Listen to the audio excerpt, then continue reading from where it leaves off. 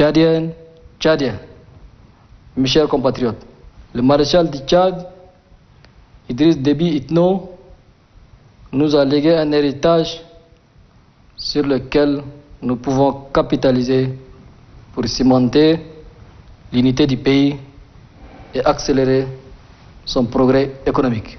Chacune et chacun d'entre nous doit simplement comprendre que tout acte, toute attitude et tout comportement contraire à l'unité nationale, au vivre ensemble et à la paix est un grave préjudice causé à la nation.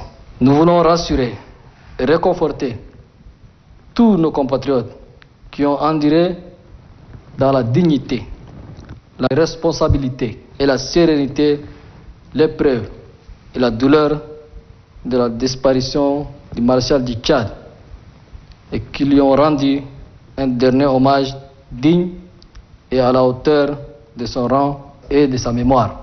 Les oiseaux des mauvais augures et les faux prophètes qui ont prédit le chaos ont pu voir et comprendre dans cette ferveur et ce recueillement de la nation entière la grandeur du Tchad et la maturité du peuple tchadien.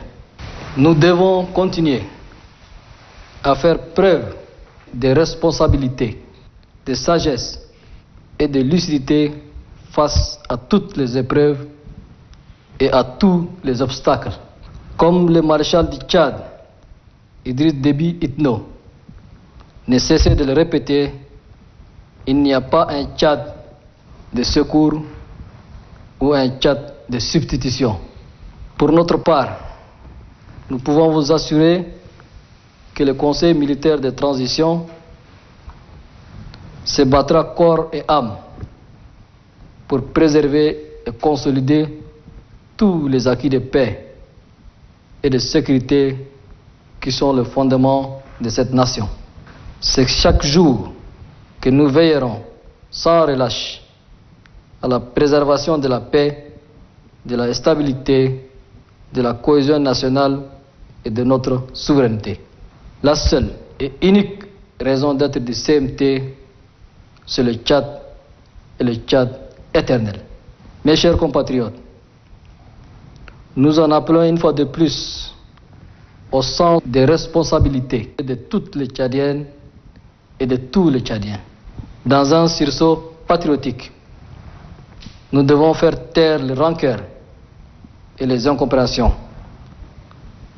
transcender les intérêts égoïstes et surmonter les divisions pour se consacrer sur l'essentiel, l'intérêt supérieur du Tchad.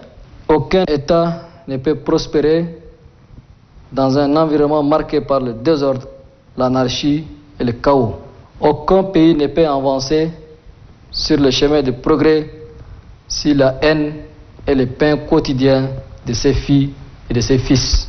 C'est par l'amour, la fraternité, l'entente, le pardon et la tolérance que nous pouvons refonder notre pays et demain léguer à la postérité une nation vivante, développée et respectée. Ce combat pour demain commence aujourd'hui.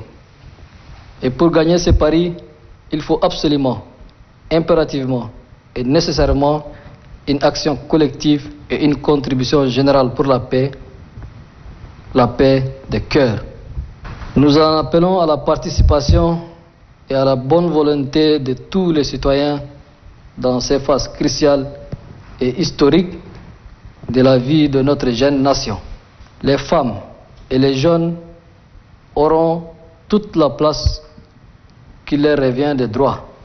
Le Conseil militaire de transition en appelle à une union sacrée autour de notre unique patrimoine qui est le Tchad. Tous nos compatriotes en exil, pour une raison ou une autre, qui sont loin de leur terre, doivent rentrer au pays pour le bâtir ensemble. Leurs frères, leurs fils, leurs parents les attendent comme nous, les bras ouverts dans l'esprit de paix et de réconciliation. Nous devons être des citoyens pacifiques et trouver tous ensemble des solutions à nos dissensions pour surmonter nos défis communs. Tchadiennes, Tchadiennes, mes chers compatriotes, notre pays, dans son histoire, a connu tant de vicissitudes et d'épreuves. Dans le moment le plus critique de son existence, le Tchad a toujours su trouver la force et la volonté pour ne pas flancher. Aujourd'hui et demain, plus qu'hier, nous devons rester forts, calmes et sereins, car notre futur est plein d'espoir. Nous n'avons aucune raison de douter de notre pays et de ses enfants. Rien, absolument rien, si nous sommes unis et solidaires, ne pourra faire replonger le Tchad dans des moments de péril comme nous en avons vécu ces derniers jours. Ayons simplement confiance en nous-mêmes et ayons foi en Dieu. Combler de bénédictions notre pays et notre peuple.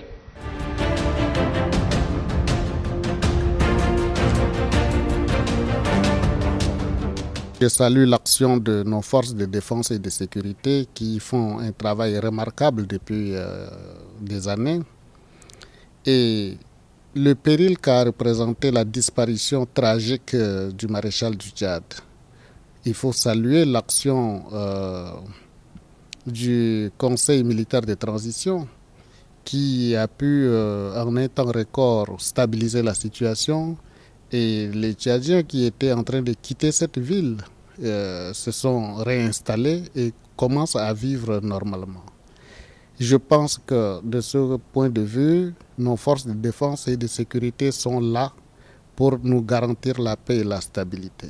Maintenant, la paix et la stabilité sur la durée ne peut se faire que si les Tchadiens eux-mêmes, réconciliés les uns avec les autres, arrivent à se donner la main, préparer une transition qui soit apaisée, ouverte sur toutes les couches sociales du pays, transition qui débouche sur des élections libres et transparentes pour que la dévolution du pouvoir ne soit plus une affaire d'armes, mais plutôt une affaire des urnes. Je pense que ce serait quelque chose d'important qu'on aura réalisé pour notre peuple.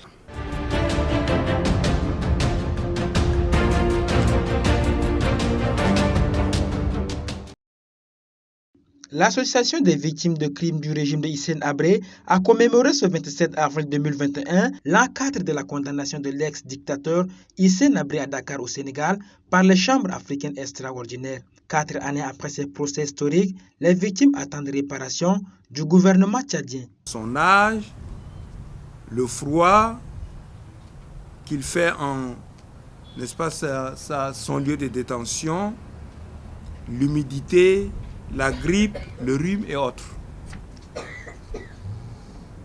Cette situation met en exergue les risques patents qui, s'il se voyait contaminé, porterait des risques considérables à sa vie. Ça, c'est selon les avocats de Hissène Habré. Par ailleurs, a-t-elle ajouté que l'approche du mois de Ramadan, il serait utile de faire droit à la demande de permission de 6 mois pour atténuer les rigueurs du jeûne observé en milieu carcéral. Le juge a clairement établi la responsabilité de Habré dans les milliers d'assassinats, de tortures systématiques, d'esclavage sexuel et de viols. En dépit des marches pacifiques et des appels à l'endroit de l'Union africaine, ainsi qu'auprès du défunt président Idriss Déby Itno, l'impatience des victimes s'embrase. C'est aussi l'occasion pour l'association d'adresser une motion de protestation au gouvernement tchadien et sénégalais.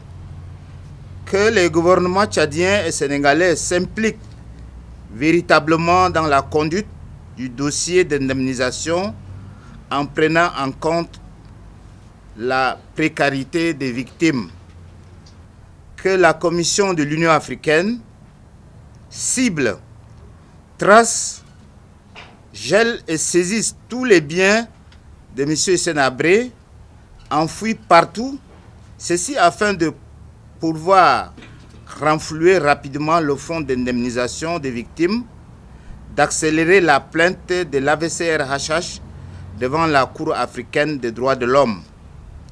Pour rappel, depuis la condamnation de l'ex-dictateur Hissène Habré à Dakar au Sénégal en 2015, les victimes continuent d'enregistrer les cas de décès dans leur rang, de quoi émouvoir l'Union africaine et le gouvernement tchadien à accélérer le processus d'indemnisation des victimes.